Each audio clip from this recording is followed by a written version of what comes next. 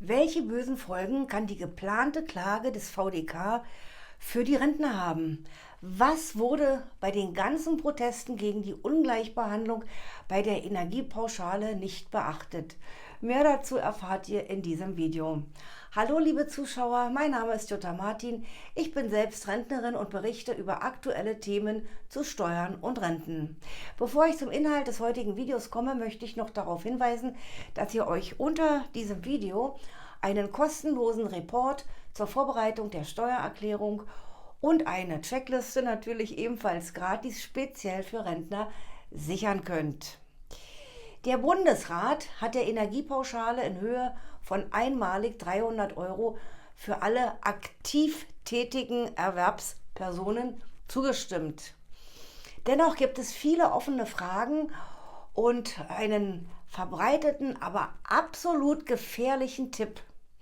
Eine Stunde für 12 € die eigenen Enkel zu hüten, sich das Geld überweisen zu lassen und in der Steuererklärung anzugeben, wird ganz sicher nicht als Beschäftigungsverhältnis anerkannt.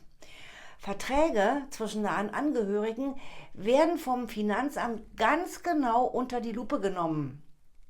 Wird nur pro forma ein Vertrag geschlossen, also quasi aus Gefälligkeit, besteht kein Anspruch auf die Energiepauschale. Dieser Tipp kam übrigens von einer CDU-Politikerin, also es ist unglaublich. Ja, ohne Kommentar. Besser ist es dann schon, einen Minijob für 2 bis 3 Monaten anzunehmen, um die Energiepreispauschale doch noch zu bekommen. Nun aber zu der geplanten Klage des Sozialverbands VDK. Alle Proteste gegen die Ungleichbehandlung bei der Energiepauschale scheiterten. Aus diesem Grund will der VDK nun klagen und in einem Musterverfahren dagegen vorgehen. Dazu muss der VDK in seiner Klage ein behördliches Vorverfahren und die folgenden gerichtlichen Instanzen durchlaufen. Erst dann kann eine Beschwerde beim Bundesverfassungsgericht eingereicht werden. Da aber nur natürliche Personen eine Verfassungsbeschwerde erheben können, begleitet der VDK seine Musterkläger und Musterklägerinnen juristisch bis zum Bundesverfassungsgericht. Der VDK plant zwischen 15 und 20 Mitgliedern mit wenig Geld als Musterkläger zu begleiten. Voraussetzung ist allerdings der Steuerbescheid für das Jahr 2022, der frühestens im Frühjahr oder Sommer 2023 vorliegt. Bis dann endlich ein Urteil des Bundesverfassungsgerichts vorliegt, können viele Jahre vergehen. Die 300 € Energiepauschale ist keine Sozialleistung und unterliegt somit der Steuerpflicht bei der Einkommensteuer.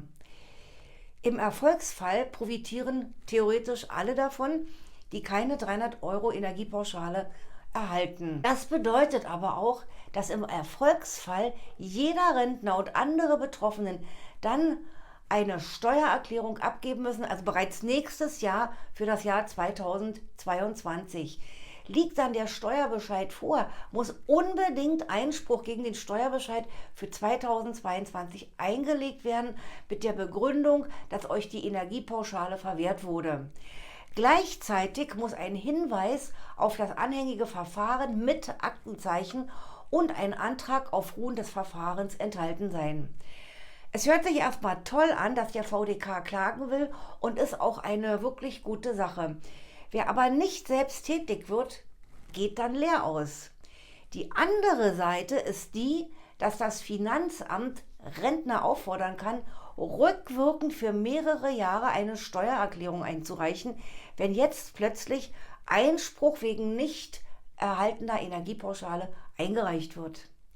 Das betrifft vor allem Rentner, die viele Jahre keine Steuererklärung eingereicht haben, aber eigentlich schon hätten Steuern zahlen müssen.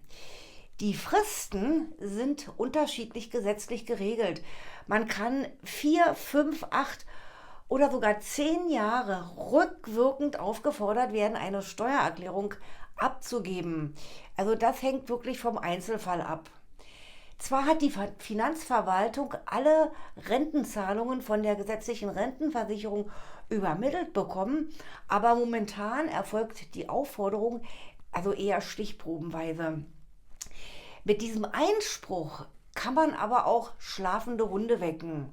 Auf jeden Fall könnte es unter Umständen wesentlich teurer werden als die entgangene Energiepauschale von 300 €. Deshalb meine Bitte an euch. Lasst euch nicht von anderen verrückt machen und überlegt in Ruhe, ob sich dieser Aufwand wirklich lohnt. Es ist ohne Zweifel eine Riesensauerei, dass Personen, die nicht zur Mitte der Gesellschaft gehören, so wie die Politiker es immer schön formulieren, ausgegrenzt werden. Energie brauchen schließlich alle. Aber bitte prüft, ob ihr letztendlich in ein finanzielles Desaster euch katapultieren wollt. Es könnte für den ein oder anderen Rentner wirklich nach hinten losgehen. Ja, das waren für heute meine wichtigen Informationen für euch. Anregungen, Kommentare bitte unter diesem Video. Alles Gute und bis zum nächsten Video. Jutta Martin.